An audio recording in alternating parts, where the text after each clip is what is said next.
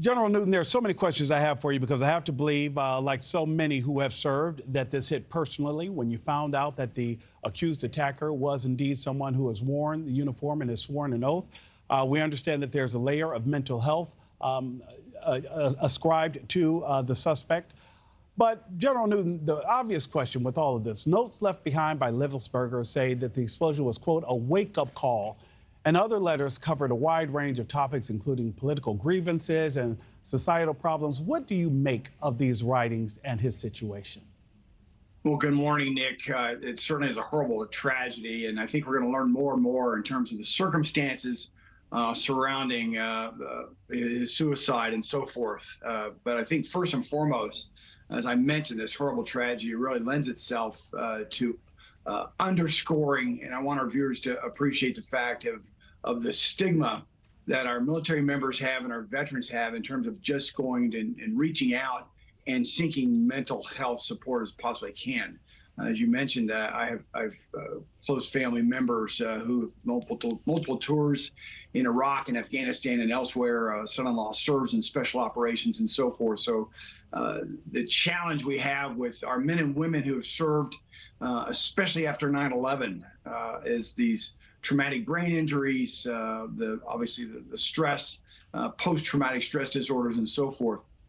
But the bottom line is, and I want all our military members and our veterans to know that they can reach out. There is no stigma to alerting your chain of command, but also alerting health officials that you are having challenges. Reach out and so that you can get the health care needed to prevent such a tragedy from happening. And General Newton, I think that's why I wanted to have you talk about this specifically because, again, you understand and I understand, and I think people at home may not get that the fact that he was Special Forces means that it was actually an elevated. He is the best of the best. And he clearly indicated in one note to an ex-girlfriend or something that he suggested that he was afraid of going forward because he didn't want it to hinder his opportunity to possibly advance in the service or be deployed again.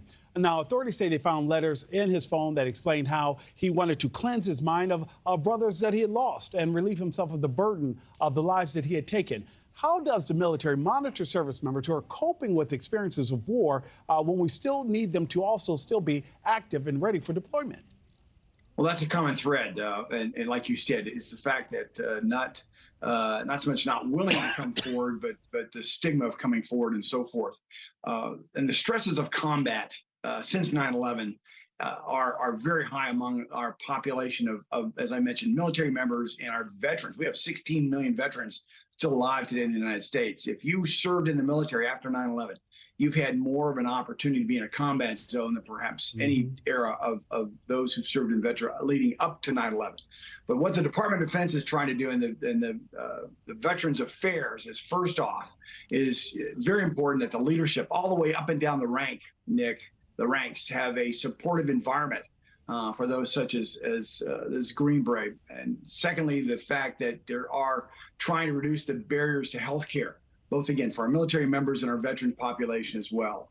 The third is to enhance and improve suicide prevention. That's not just for the member, but it's also for the entire organization, especially those in the military. And the fourth is reducing this stigma of reaching out and seeking mental health care. This master sergeant, this Green Beret, was indeed the best of the best. He was a team sergeant, deployed multiple times, Bronze Star for valor. For maybe many of our viewers, it may not add up, but the challenge is with the silent wounds, and you know military members also, the silent wounds of traumatic brain injuries, as I mentioned, and also post-traumatic stress are very difficult for this particular generation of men and women serving to not only uncover, but to recognize themselves and to come forward. I would encourage all our military members, if they've got challenges such as this, to seek out the help because the help is there. Lieutenant General Richard Newton, thank you so much for putting a bow on that for me. Thank you so much, sir. Have a good day. We'll talk soon. Good morning, Nick.